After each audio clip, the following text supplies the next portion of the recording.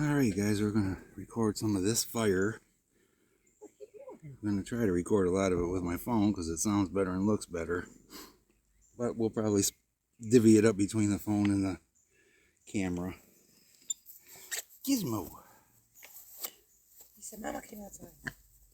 I'm here. I'm here for my mom. Oh, come on. Oh. You missed. You missed. Good boy. And you can see we got a bunch of cedar to burn. Yay.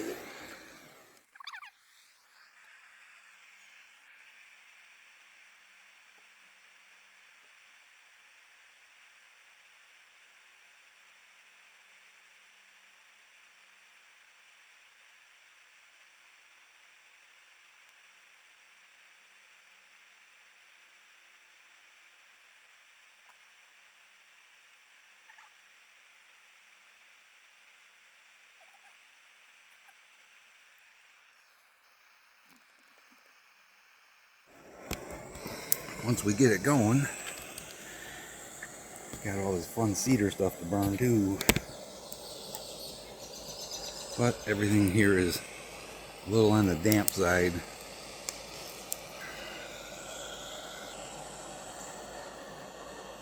It'll go. If I gotta go get some oil, we'll get it going.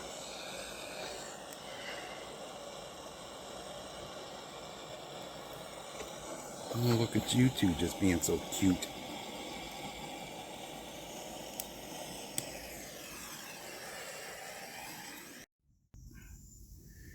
Well, after much effing around, I finally got it burning.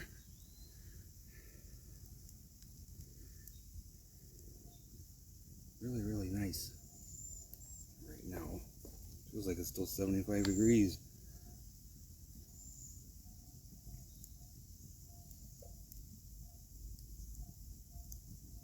Very quiet though. Except for that dog. Is that a dog? Really? Wow. Eerie. Nowadays. Gizmo hears it. Huh. Gizmo says, I hear it. How many of y'all love the smell and sound of that? Oh. It sounds good, it smells good, and it keeps the bugs away. Oh.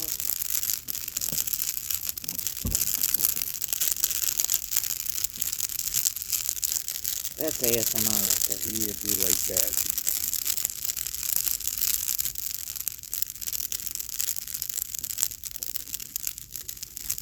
I love when you trim the cedar trees. It's amazing the perspective that this camera is giving the bonfire. I don't believe I was able to get this perspective of the way this view is. It looks bizarre.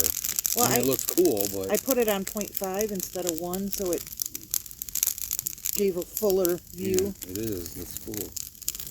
Very neat looking. The camera on this thing is amazing. The sound is amazing. I forgot to tell you yesterday when I was on my way home, the cassette thing died, and I still heard the music like really loud and quite plainly, and I'm like, is that my phone? But, huh, good volume, good volume.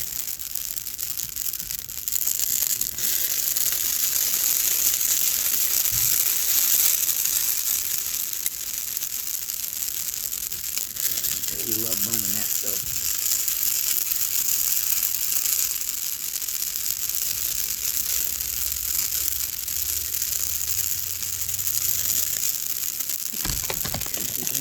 Come on.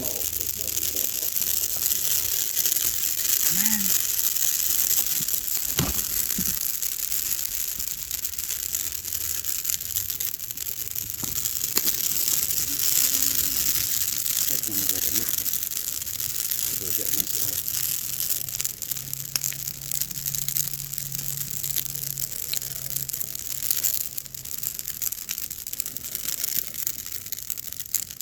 If I hear what I think is enough, I'm going to mention it in case it was.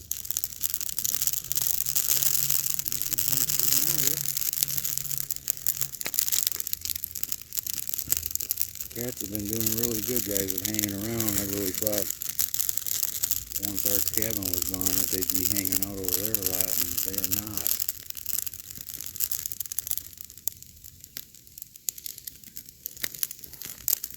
Sticking pretty close to home for the most part. Yeah, there's that.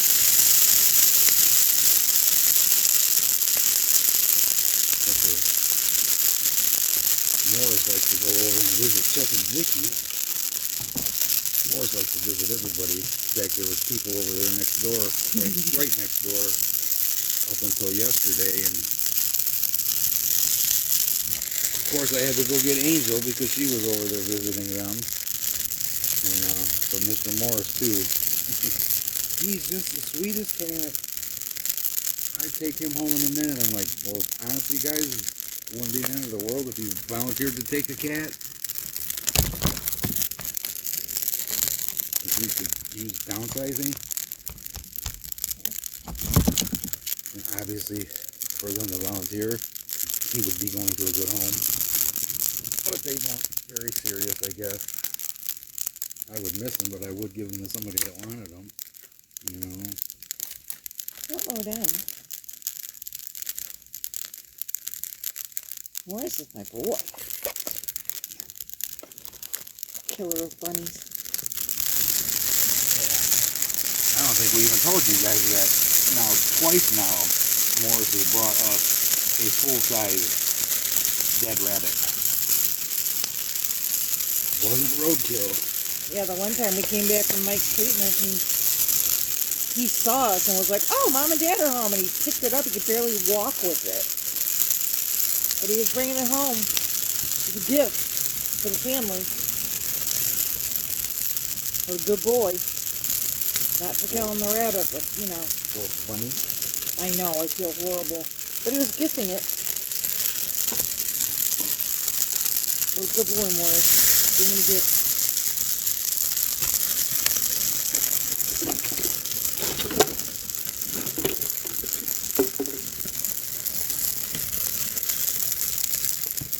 Crap will burn. A little damp.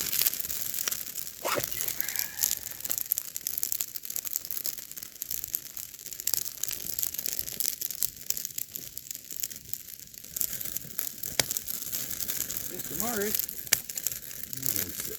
Yeah, he's Just chilling. looking at something. I don't know what he's looking at, but he's looking at something. Morris! Good boy. What are you watching? Oh boy. Oh boy. He's a hunter.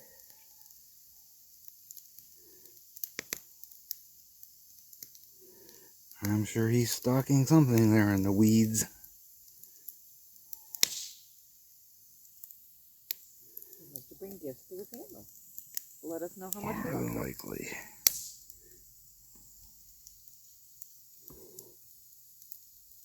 I love having these lanterns. They're so cool.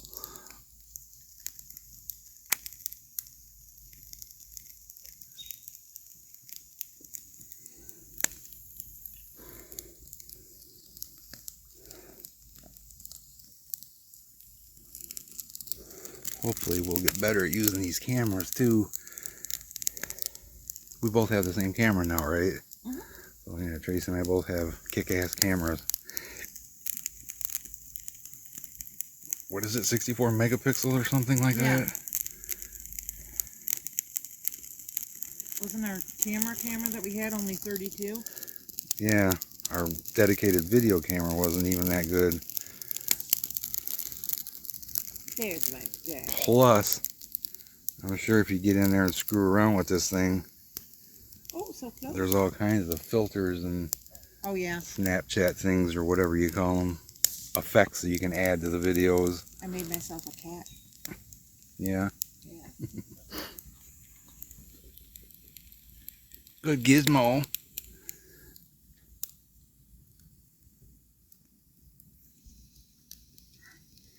What are you two doofuses doing over there? that stuff?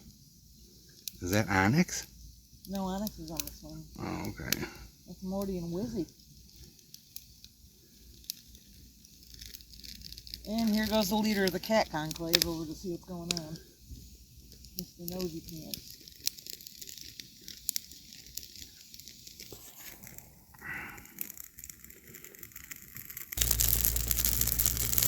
So we were just listening to that sound I recorded last night, and it's like, okay, what is that? It's all by itself. Don't think it's a coyote, because there would be other coyotes if there were a coyote. Always. Yeah, it's a given 95% of the time there's more than one. Or one howls like that, and then you'll hear others in the distance answering it. Yeah, but one creepy ass howl like that, or vocal, depending on how you choose to interpret it, I guess. I don't know. But all that time I listened from 10:30 or so till about 1 o'clock, and that was the only really good thing I heard. I mean, yeah, there was other weird things I heard, but Whoa. all that time to get one good vocal like that. Man, these bats are just cruising low. Hilarious. Super low. That they are. 3 of them? Yes. Looks like. There's 2 little and 1 big again. It's always 2 little and 1 big. Sometimes 3 little and 1 big, but... And 1 robin. having a hissy fit about something. Whoa! Whoa! Man, that just... Dude! That was like 3 feet above my head. Oh my God! That was the big brown, too. Wow. Whoa! He just did it again! Dude! They're coming right in on us here. Hey! Chill out there, dude. That's the big brown. There's a little brown. Let's see if we can see him at all. Oh, look at him go. There's one. Meow. Meow.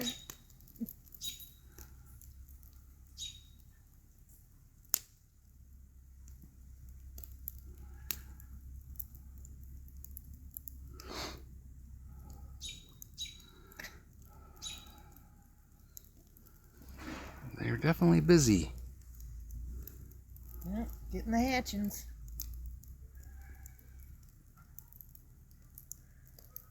Oh, I love them. See how close they are? That gives you a good idea.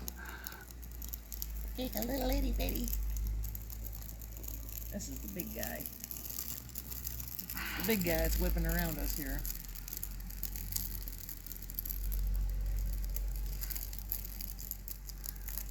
No idea who's dicking around on a tractor. And why they'd be doing it just as it's getting dark. Alright, we're back at it. Just about got all the cedar burned up. Just wanted to talk to you guys. You all are wondering, I'm sure, how I'm doing with the cancer thing, and it's hit and miss, guys. I'll tell you, the reality's still not really sinking in, the severity of it, because of the 10-minute treatment and the ease of treatment, I guess you could say. So it makes it easy to not think it's as serious as it frickin' is, because it is. But part of how I've been dealing with this is not turning on the TV in the morning. I used to turn on whatever in the morning, but I found music is a much better escape. So we've got YouTube music, and we also have, you got Pandora too or something, right? Prime, Amazon Prime. So yeah, you can just, like, laying in the bed when I wake up, I can say the one in the bedroom's Alexa, the one in the living room's Echo. But it's like, if I'm in bed, it's like, Alexa, play whatever, and there's nothing that it won't play. I haven't found anything anyways. But anyways, I spend a lot of time in the morning and having the Bluetooth headphones and the playlist, since over the last 2 months, you know, giving things thumbs up or thumbs down, and it weeds out the good and the bad from your playlist. So you end up with a couple different playlists that you don't ever even have to really hit skip unless you're not in the mood to listen to a particular song. But anyways, one of my go-to songs is like a little over 8 minutes long, and the words of the song, even 30 plus years ago when it first came out, it's like, wow, that's pretty intense. If you listen closely, the song is "Pull Me Under" by Dream Theater. You'll have to look up the words and read along while the song's playing to get all of the words, but it's kind of deep. And like I said, 30-something years ago, I thought, well, that's pretty wild. Every breath leaves me one less till my last. I don't know. You'd have to see the words, but it means it has a whole lot more meaning now. And but that's my go-to song, I guess you could say now. Probably at my funeral, I'll have that song played. A couple others, haven't decided yet, but Because we don't need to decide that right now. exactly. But I really like the song. The drums are really good. Dream Theater rocks. They've been around forever. And I'm playing Mr. Blue Sky. I'll play that. yes, yeah. And at the treatment center, they let me pick. What do you want to listen to today? And usually I say Godsmack because it only will play one song, and then it goes on to play something random. So, but Godsmack's always good, especially Bulletproof and Unforgettable. They're both. Unforgettable is amazing because of the work they're doing with kids in the video, teaching them music, teaching them drums.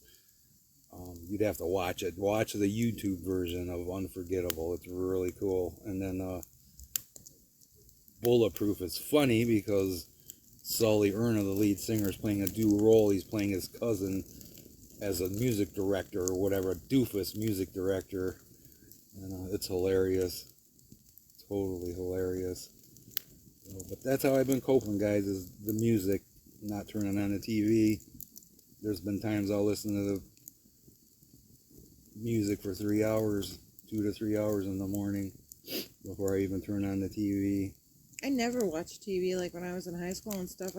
When I would come home, I would just go up and listen to music. It's helping me get by day. And that's all we can do.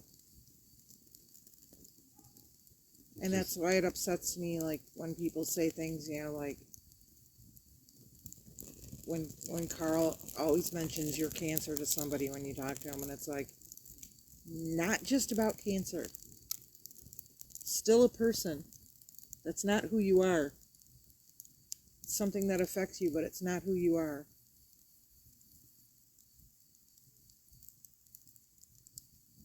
It doesn't have to consume every thought of every day. Although it's getting harder now that we're on the downside of the treatment because we're one day off. We would be at an even number right now of 20 treatments, but because of the 4th of July, it threw us off a day. So we're at 19 treatments complete right now. Monday will be 20. That's when it gets harder. And from what I understand, after the last treatment, they give you 30 days. And then they do another, is it CT scan, whatever kind of scan they do. And that'll be the scariest effing test of my life, waiting on those results.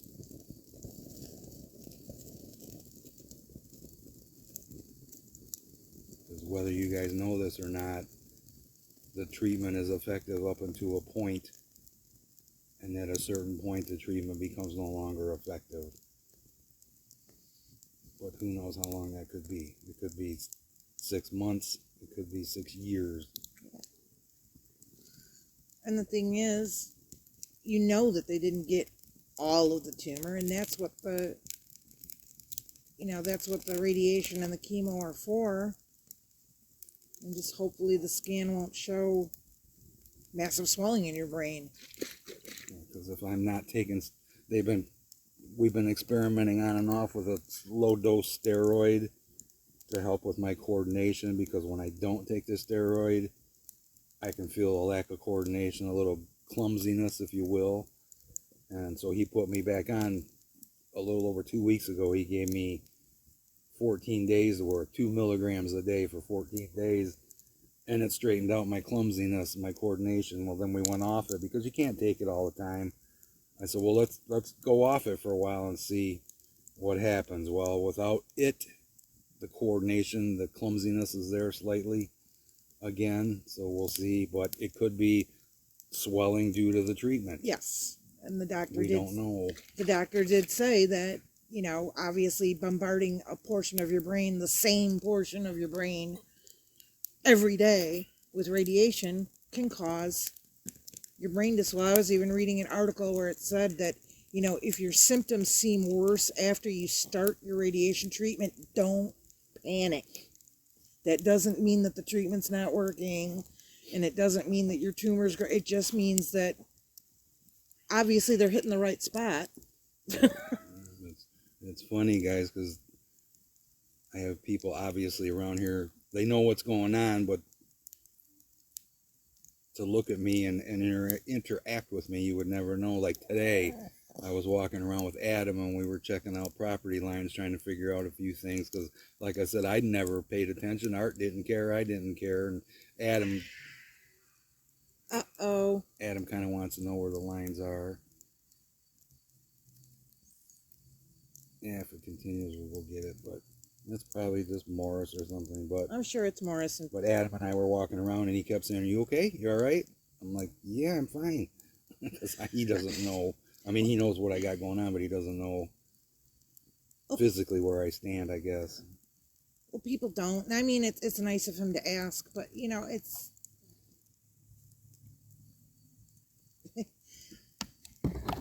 People are very strange around this, because it's like they don't know what to say, so they don't say anything. True. And it's kind of, you know, it's kind of funny to me, because it's like, ask questions, go ahead, we'll answer them. You know, it's especially this, because this is just not a normal thing. Although I gotta say, I've been hearing about more and more people getting it. I don't know if any of you guys have ever watched Gold Rush on Discovery Channel, but, and then Whitewater. But the old man, Fred Hurt, they were just, you know, they announced the other day that he had passed away, and it's like, oh, I was like, oh, that's sad. I'm like, I wonder what he passed away from. Take a guess, guys. But of course, he was 80 years old. And I remember when we were in the neurosurgeon's office, and the neurosurgeon had said that, you know, when people get diagnosed with this in their 70s and 80s, and, you know, the neurosurgeon said there's really nothing that can be done. They can't do surgery on, you know, an 80-year-old for something like that. They're not going to make it through it. But he said, you know, when you're in your 70s or 80s and you're not a young person anymore, they really just, there's not a lot they can do. Neil Peart, the drummer from Rush, he died of brain cancer. The lead singer of Roxette, the chick in Roxette. Brain cancer. I'm like, you got to be kidding me. There's no good long-term prognosis with this shit. That's the bad part. Although I was just watching a TikTok video of a guy that's lived with it for 11 years. They told him he had 6 months. Here he is 11 years later. So there's all that, guys. So we're going to get back to living here and hang out by the fire. We're going to do stuff. We're going to try. We went out to lunch yesterday at a restaurant. We purposely seeked out this place to go somewhere different that we had not been before. Not a big deal, but for us it is to go somewhere different. We haven't been out to eat in a sit-down restaurant since pre-COVID. Yep. Like 2019. Oh, guys, it is 11:45. Haven't heard nothing. Nothing much anyways. Tracy's gone in to lay down. And I am going to set up my microphone and go in myself. And I'm gonna hang out and probably listen. Oh, I'll keep it out here another hour, hour and a half, something like that, till I get really dead tired. And this will either be the end of this video or there's something really cool to follow. But either way, thanks for hanging with us tonight.